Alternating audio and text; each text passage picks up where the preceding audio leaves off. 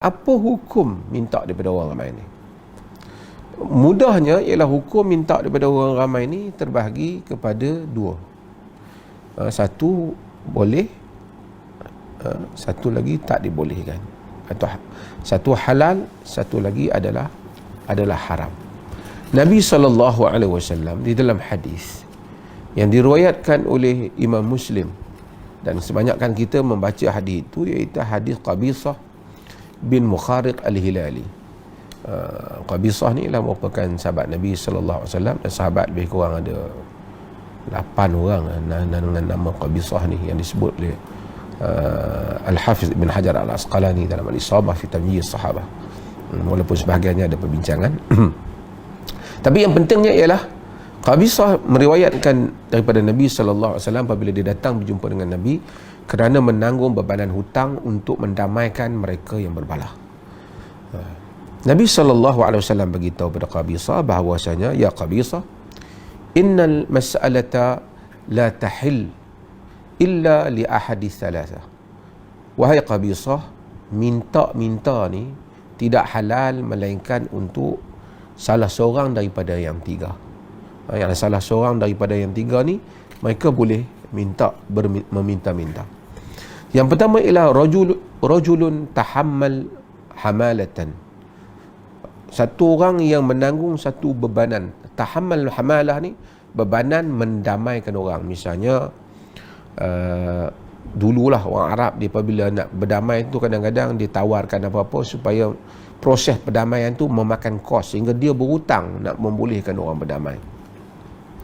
Sebahagian luaskan lagi masuk ke dalam masalah diat, ditanggung diat, tanggung bebanan hutang kerana ada orang yang berbunuh-bunuhan dan kemudian dia tanggung diat, ataupun bunuh dengan tak sengaja dan seumpamanya. Tapi tak apalah, ini proses sehingga kalau orang tu terpaksa belanja untuk mendamaikan, katakanlah ada dua negara orang Islam berperang nak berdamai, ada kos, kawan tu berhutang kerana nak bagi mereka berdamai ni. Dia ni kata Nabi, orang ni fahallat lahul mas'alah, dia ini halal untuk dia untuk meminta-minta. Fasala hatta yusibuha thumma yumsik, dia boleh minta sehingga dia dapat selesaikan hutang yang dia buat tu kerana nak mendamaikan orang tu, kemudian dia henti di setakat tu. Cukuplah bila dia dapat tunaikan. Kedua, Nabi SAW kata rajulun asabathu jaihah, lelaki ataupun seseorang yang menimpanya bencana. Bencana tu kita fajtahat malahu, sehingga memusnahkan hartanya. Kena ribut habis rumah dia, kena ribut habis pertanian dia, habis ladang-ladang dia, kena banjir, habis harta-harta dia. Fajtahat malahu, sehingga memusnahkan harta-harta dia, kata Nabi SAW.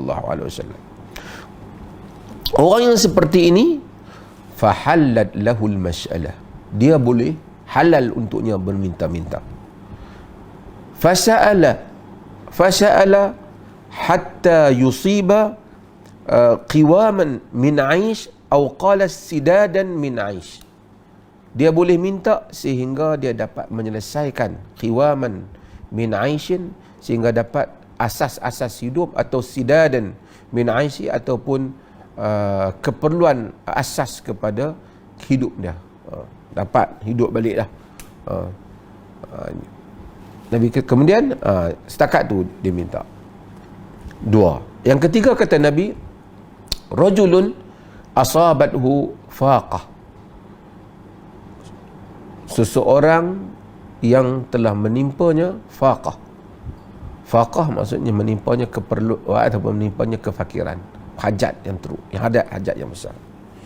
Dia macam fakir lah. Dia timpa tu sehingga apa? Kata Nabi, hatta yaqula thalathatun min dhawil hijji min qaumihi inna fulanan asabathu al-faqah, sehingga 3 orang daripada kaumnya yang berakal matang, yang rasional, kata si fulan itu telah ditimpa dengan kefakiran. Maksudnya apa? bukan isu tiga, kata sebahagian para ulama yang mengulas hadis ni, tapi maksudnya orang tahulah dia susah lah. Betul, bukan kelentong lah orang kata. Memang kalau kat kampung tu orang tahulah kata dia susah.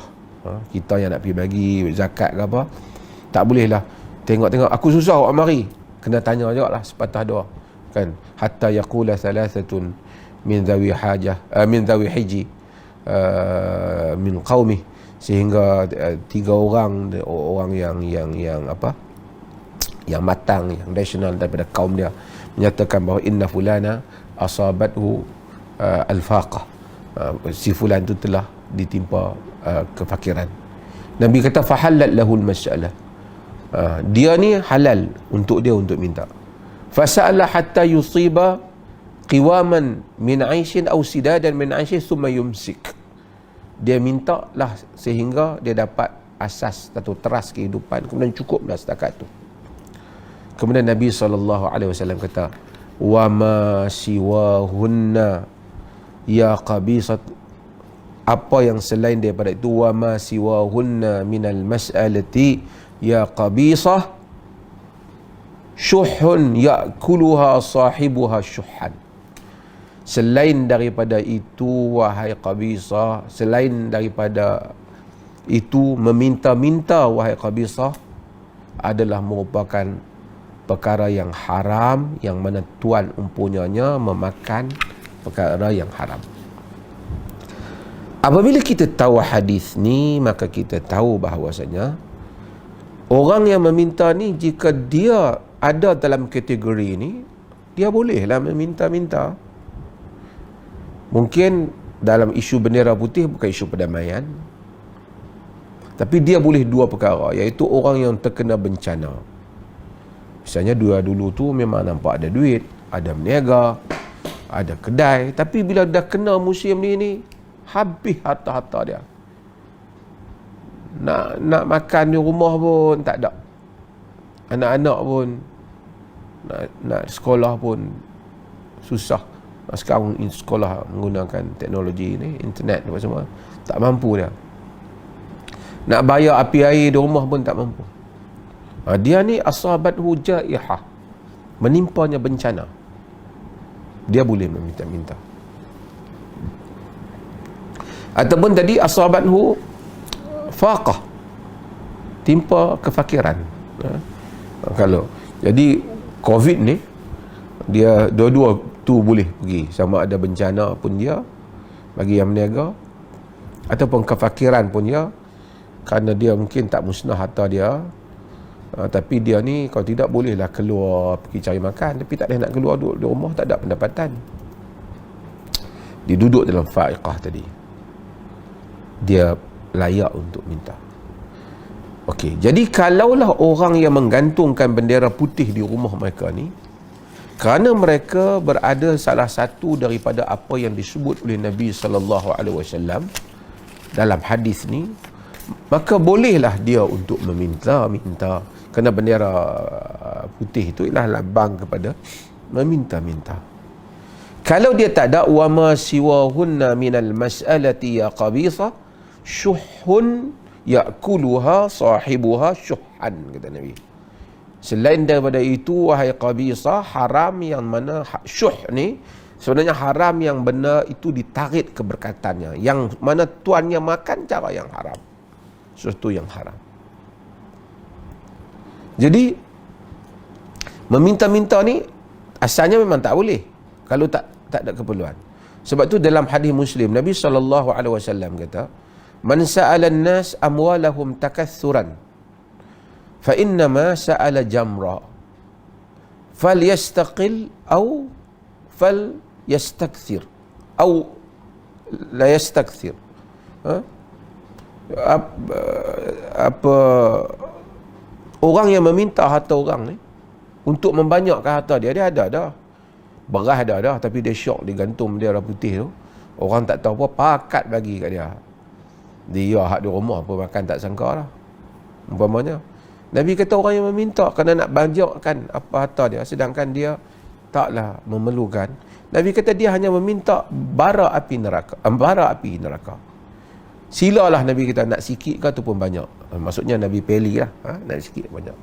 Dalam riwayat Imam Ahmad, riwayat juga oleh Abu Daud, Nabi SAW menyatakan, innahu man sa'ala wa indahu ma yughni, sesungguhnya orang yang minta sedangkan dia ada di sisinya apa yang memadai untuknya, fa innama yastakthiru min jamri jahannam, hanya dia membanyakkan bara api neraka jahannam. Inilah kedudukan orang yang gantung bendera putih jika dia gantung hanya untuk memperdayakan orang lain. Jadi oleh kerana orang tak sangka, orang tengok apa, maka orang rasa bahawasanya dia gantung je bendera putih, dia tahu macam dapat, rumah dia pun cukup dah makan. Tapi dia tahu this is ada untuk some people, untuk sebahagian orang memang memerlukan, yang tak memerlukan pun gantung, dia trick orang pun bagi kat dia membanyakkan membanyakkan bara neraka jahanam. So sebab itu maka ada dua, ada yang pihak yang boleh gantung, bukan semua orang boleh gantung kerana ia mewakili meminta-minta. Ada orang yang tidak boleh gantung jika dia tidak memerlukan bantuan ataupun dia tidak memerlukan sedekah itu.